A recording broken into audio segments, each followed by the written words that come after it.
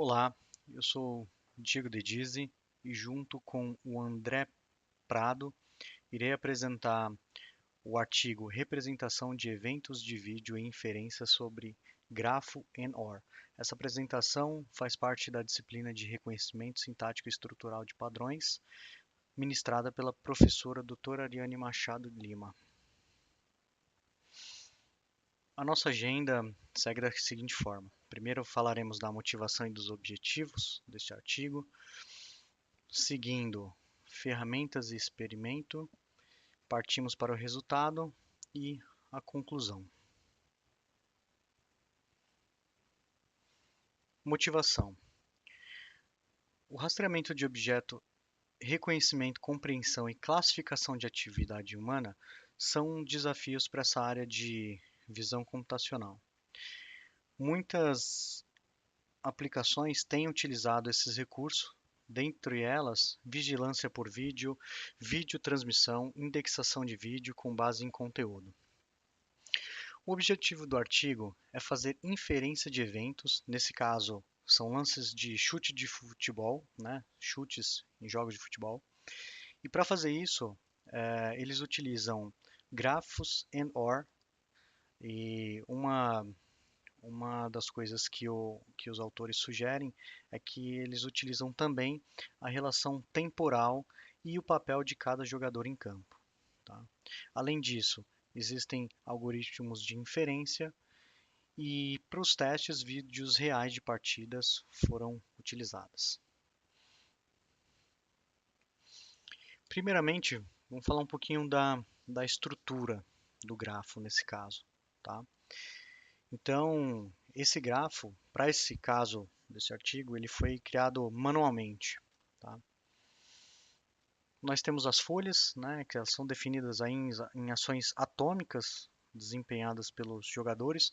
Nesse caso seriam para a gente lá os símbolos não terminais, então a atomicidade no sentido de não divisível. Então é isso que a gente quer atingir com base nos caminhos do grafo.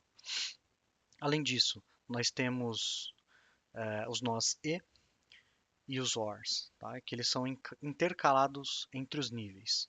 E eles formam, juntos, eles formam uma composição hierárquica do lance. Além disso, a gente também tem a representação temporal, né? De antes, durante e depois. E nessas relações também estão contidas as relações entre os jogadores, né? Se eles são do mesmo time, se eles são dos times contrários. Aqui nas figuras, os autores eles não deixam muito bem claro no grafo qual é o tipo de relação. A gente vê uma relação, mas ele não descreve muito bem qual que é ela. Veremos exemplo mais à frente. Os parâmetros e as relações para todos nós são aprendidos a partir dos dados de treinamentos. Então, como parâmetros, nós falamos de todos os dados de entradas e as probabilidades devidas para cada caminho, como visto em aula. Falando dos algoritmos, para esse artigo, os autores propõem a utilização de dois algoritmos, perdão. O bottom-up, cujo objetivo é encontrar um caminho do gráfico com a máxima posteriori a partir de cada configuração para o evento de chute. E o algoritmo top-down, que o objetivo é refinar as propostas do primeiro algoritmo aplicando uma penalização por deslocamento de tempo. Então, para cada configuração de lance é esperado um determinado tempo, cujo o refinamento é feito por esse algoritmo top-down. Como funciona o processo para a gente chegar até a inferência? Primeiro, a gente tem a obtenção dos dados, né? Que nesse caso são 9.000, composto por 9.600 frames, tá? Obtidos de partida de futebol. Depois disso, a gente tem a proposta de rótulos feita por especialista, né? Nesse caso é correr, andar, parado, deslizar, receber, chutar, pular e cabecear. A gente tem também a duração, que a ideia é a gente estimar o tempo aproximado para cada rótulo, né? Então, quanto tempo eu vou definir que aquele jogador ficou em pé, que ele chutou, que ele pulou ou que ele cabeceou. Depois disso, a gente tem a aplicação dessa rotulação. A gente tem um agrupamento, né? Lembrando que aqui a gente vai ver exemplo mais à frente, mas que a gente, para determinar um evento possível, a gente está falando de partes de um evento como um todo. Então, aqui a gente está definindo como um lance de chute apenas algumas partes do jogo, por exemplo. Após isso, a gente tem a nossa construção de dataset final, que é onde a gente vai utilizar para treinamento e teste, que a gente vai utilizar para inferência posteriormente.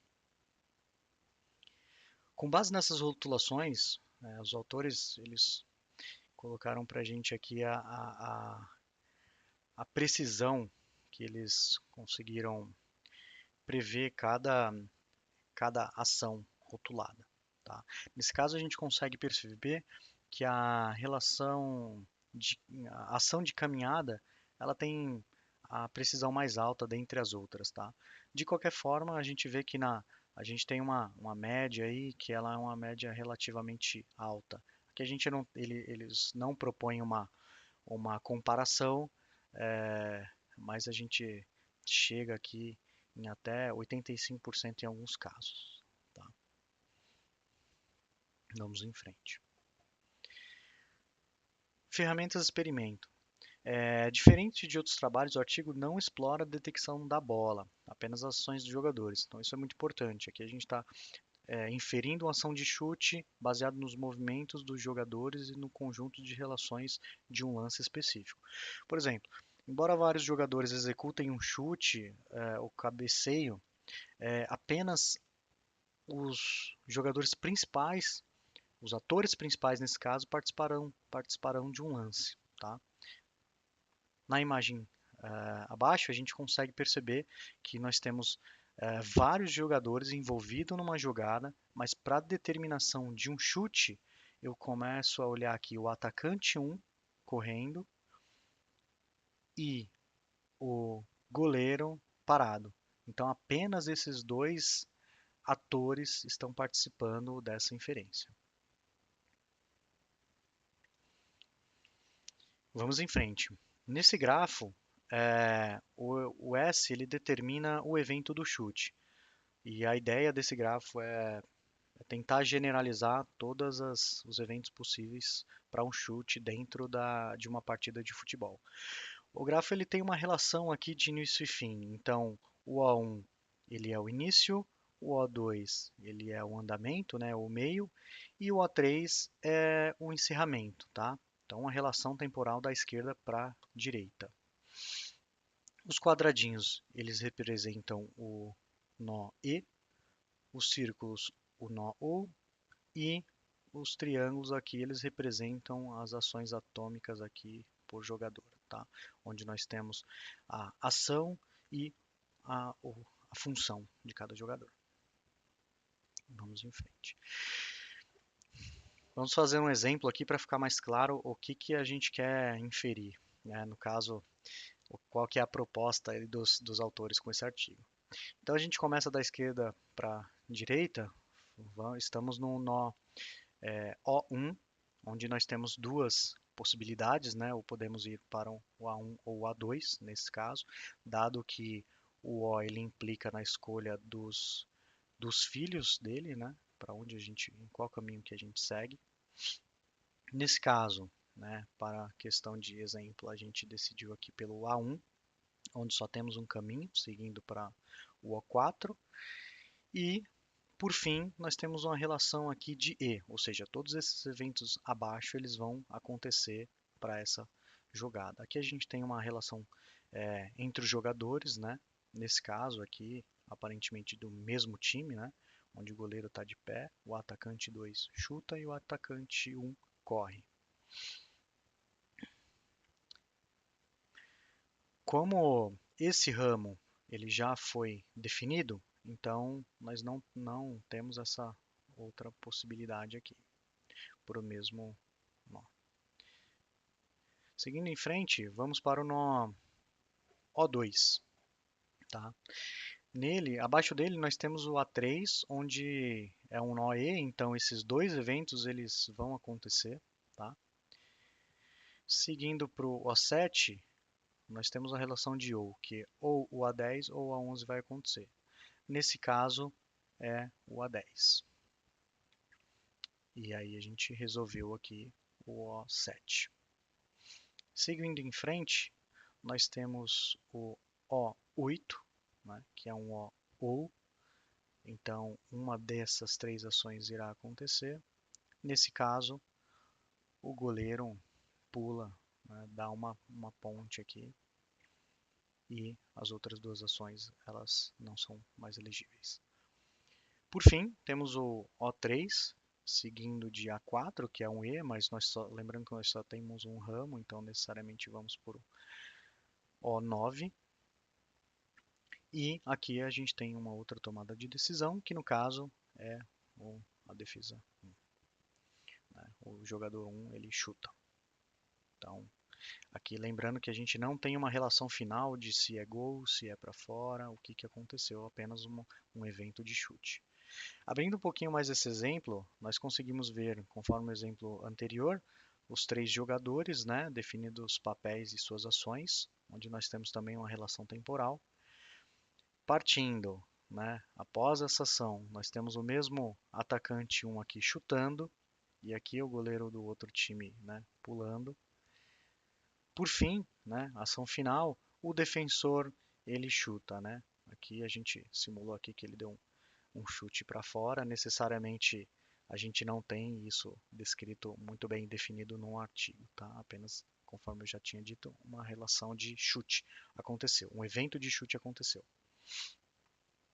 Aqui um exemplo um pouquinho mais aberto, onde nós temos os atores, né, e as ações, tá? Aqui, paralelamente, a gente consegue ver quais são as relações dos atores, as ações e relação temporal, que podem acontecer no mesmo tempo ou em sequência.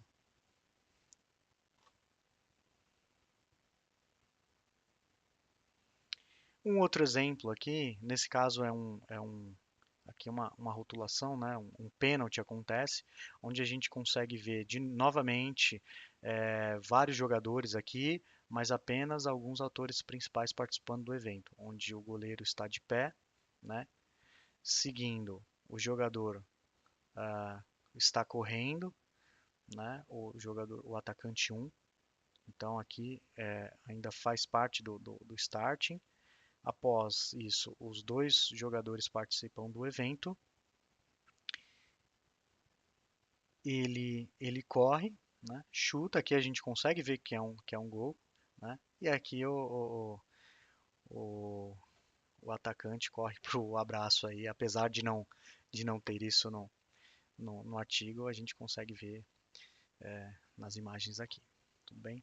E aí, para a descrição, né, do que é um chute, do que é em pé, conforme nós já falamos, eles utilizaram comentários de especialistas jogada a jogada para entender o que está acontecendo.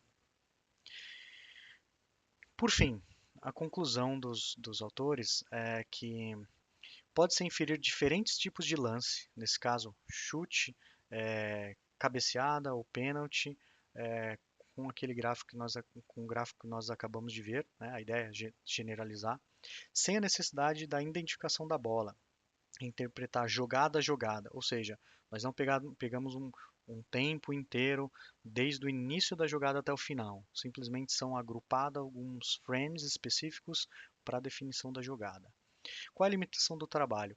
A estrutura do grafo and/or ela é definida manualmente, portanto, deve-se estruturar novamente para cada nova categoria de evento. Ou seja, se a gente quisesse categorizar ou inferir um lateral, nós precisaríamos passar pelo mesmo processo.